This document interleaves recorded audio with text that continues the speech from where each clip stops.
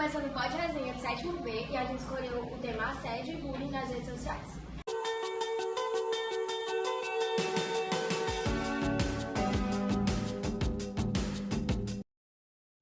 Oi, eu sou a Carol. Eu sou a Maria. Oi, eu sou o João Lucas. Oi, eu sou o Beto e hoje vou apresentar nossa querida convidada, Maiara, coordenadora do DEF. Tia Maiara, você já viu alguma treta feita em jogos online ou nas redes? O que aconteceu? Assim, eu não sou adepta aos jogos online, né? Até porque eu gosto muito de falar sobre os outdoor games, principalmente para a idade de vocês. Acompanho mais na idade de vocês que vocês estão numa fase de transição, que vocês não sabem se vocês querem ser adolescentes ou crianças, né? Então, muitas vezes vocês querem a liberdade do adolescente, mas a responsabilidade da criança, não é isso? E aí vocês têm que começar a entender. Então, começam a ter nessa complexidade de vocês as tretas mais de mídias sociais, já que é o que eu acompanho mais do que o próprio jogo online, que não é algo que eu vivencio tanto. Na sua opinião, quando a zoeira passa do limite vira bullying? Quando incomoda o outro. Isso é uma coisa que vocês precisam entender. Existe uma linha tênue entre brincadeira e bullying.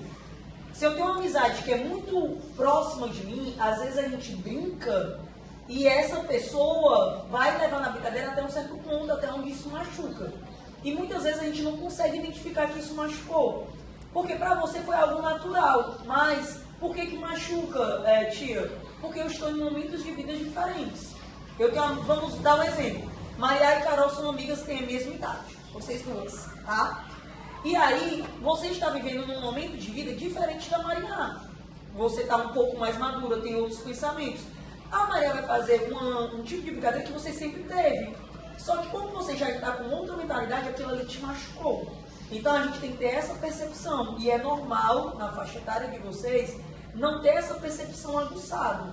Mas também o que a gente pede que vocês tenham, isso eu acho que vocês têm que conversar muito com os pais de vocês, é uma mente aberta para a gente entender que, poxa, é normal, às vezes a gente machucar, mas o que não é normal é achar que isso eu tenho que fazer sempre. Então, quando eu identifico que a minha zoeira, a minha brincadeira lá machucou meu colega, eu tenho que, eu vacilei.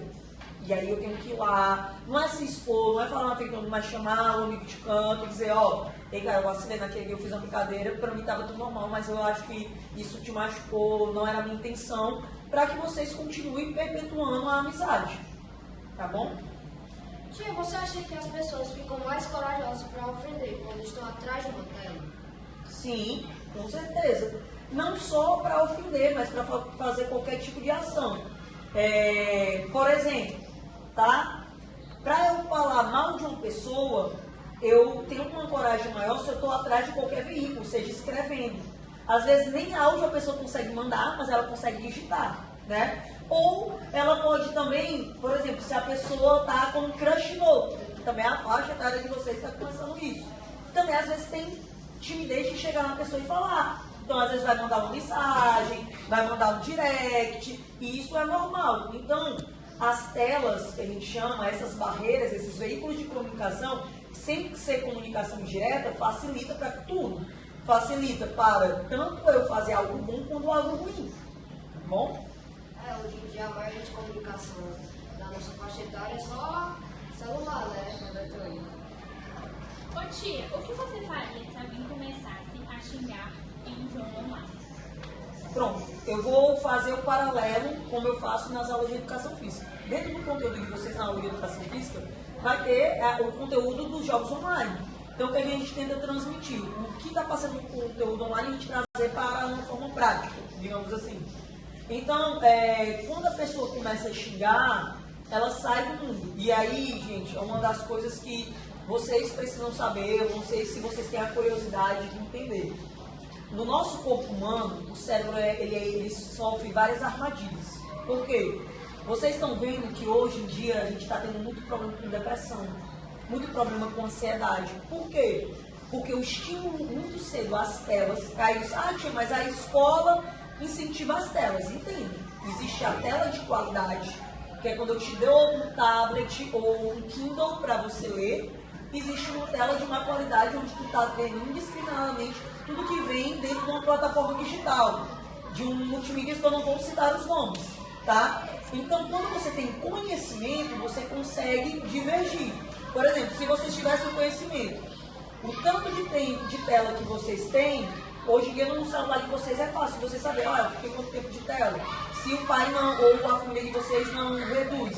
Tem família que já colocou um aplicativo para dizer, vocês têm 2 horas de tela no dia e o aparelho desliga, né? As famílias que não têm esse cuidado, existe uma coisa no cérebro chamado hipotálamo. Ele é responsável por muita parte da neurologia de vocês, de sinapse nervosa e tudo. Ele encolhe, ele atrofia, porque vocês estão muito tempo sendo estimulados com algo que vocês não deveriam ser, certo? Então isso vai ser uma série de fatores. Dentro disso é o que? É você falar coisas que você não deve, e aí você vai estar limitando o teu lóbulo frontal, que a gente chama, que é a parte do fio. Você já percebeu, quem tem avô aqui? Você já percebeu que quando a gente tem uma pessoa mais velha, às vezes ela se perde no filtro? Tipo, se fosse sua mãe, ela ia se conter, mesmo que chateada, para dar uma resposta. Se fosse sua avó, ou ela empurra, ou ela fala mesmo, porque eles perdem a capacidade do lóbulo frontal. Quando você está com muito acesso a amigos, a jogo, que você está estimulando, que os teus hormônios estão lá em cima, você perde a capacidade de filtro e acaba falando coisas que você não deveria. Essa capacidade de filtro também acontece em adolescentes? O adolescente é por conta que é a mesma coisa do jogo. Eu aumento meu nível de serotonina, certo? Que é um hormônio de prazer, porque eu estou fazendo um jogo, que eu estou ali agitado, estou concentrado. No caso de vocês, pode ser por uma emoção ou por algo de vocês gostarem muito de um determinado tema. E aí vocês falam, porque também está na faixa etária de vocês algumas gírias.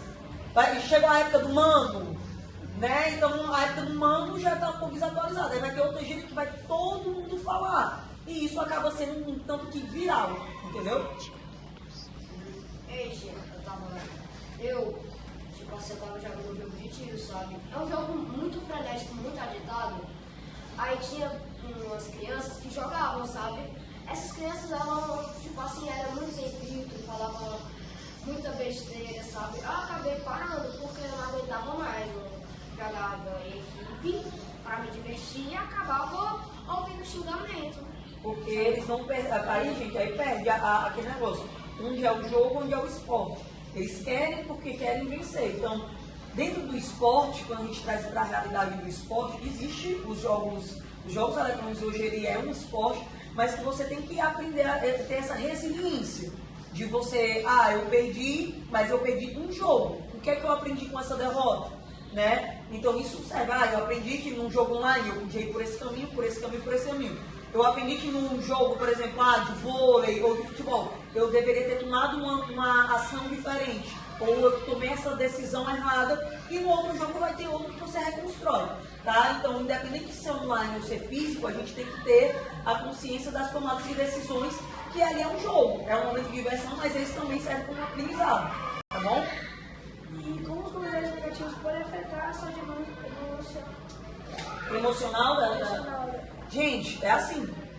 Eu posso, por exemplo, vou dar um exemplo aqui que aconteceu até aqui na escola, tá? Uma criança comentou, um adolescente, comentou, vocês estão aqui comigo, certo? E ninguém comentou nada. Então, por mim, tá tudo bem. E eu não estou exigindo isso. Mas aí, se um outro colega comenta, a pessoa se sente que ela está sendo exigida. E aí, o que é que isso vai acarretar? Para Carol, se ela for um tipo da pessoa que ela não está nem aí, não acarreta em nada. Mas se a Maria se importar, ela começa a ficar deprimida. E às vezes tem pessoas que externalizam e tem pessoas que não. Tem pessoas que chegam, vai lá, bate lá na sala e diz, eu estou triste por conta disso. E tem pessoas que internalizam e isso serve, porque é um ditado que eu vou dizer para vocês. Todo mundo vai ter problema, mas o problema é que começa desse tamanho. Se eu vou alimentando ele, é que nem um animalzinho, ele vai crescendo. Então, quando a gente tem um problema, a gente não alimenta, a gente resolve, a gente soluciona para que ele acabe. E aí é isso que acontece principalmente com as mídias sociais. As pessoas ficam mais tímidas, as pessoas evitam falar porque acham que se falar, a outra pessoa vai falar para outra pessoa que não vai gostar dela e acaba que um problema que poderia ter sido resolvido ali em 2, 3 minutos, ele vira uma bola de neve e depois essa pessoa está dentro do mundo. de um consultório psiquiátrico, está lá com um psicólogo, e a gente não pode deixar que esses problemas cresçam, tá bom? Esse foi o podcast hoje. Obrigado, Gostei, gente. Parabéns pela atitude. Valeu. Agora chamamos outro convidado, o tio Bruno, do DEF também. Tio Bruno, você acha que cantadas insistentes nas redes sociais podem virar assédio quando passam do limite? Você tem que estar sendo gravado a segunda vez, que a primeira foi começar a rir aqui, ó. Porque a primeira pergunta já foi bobagem. Primeiro que eu acho que não deveria nem existir, né? Esse negócio de cantada em jogos. Por conta de algumas mudanças que tiveram os jogos online e uns tempos pra cá, essa entrada de pessoas que gostam de fazer esses atos mais esdrúxulos, né? De se aproveitar de crianças menores, de adolescentes menos acompanhados pela família, de tentar introduzir essa parte mais meio que macabra dentro dos jogos. Muito por conta disso, tiveram essas novas leis atuais que vieram para meio que destruir essa tentativa de entrada nesse mundo dos jogos, né? E, primeiramente, não é para ter esse tipo de contato. Se tiver, é para ser informado às famílias, né? Para que cesse o mais rápido possível e que o ambiente do jogo online continue a ser um ambiente prazeroso e não um ambiente de medo para as crianças. Tá? Falando sobre lei, o senhor concorda com a lei Felton? Então, não falei o nome da lei até porque é assim. Ela foi um pouco radical, até porque quando criou-se a lei Felton, envolveu alguns criadores de conteúdo um pouco famosos, né, na época. Mas a lei, de toda forma, ela abrange muita coisa importante que vem acrescentar com muita coisa que não estava sendo combatida, muito do que se fala desses assédios em jogos online, principalmente aquelas plataformas conhecidas, dessas que vocês jogam, que as crianças menores jogam também, tem acesso muito fácil por vários meios de contato, tanto dentro do aplicativo do jogo, quanto de outros aplicativos que abrangem o jogo, e fica fácil de ter essa comunicação. Então essa lei veio para ajudar a meio que dar uma cancelada nessa facilidade, né? Ela é de extrema importância. Tem que dar permissão ao povo aqui do podcast. A gente dá um papo de corte. O que você faria se alguém começasse a mandar mensagens descomportáveis em um jogo online? Isso no contexto que eu já sou adulto, eu pensando aqui, né? Os dois. Primeiramente, como eu disse, não pode existir.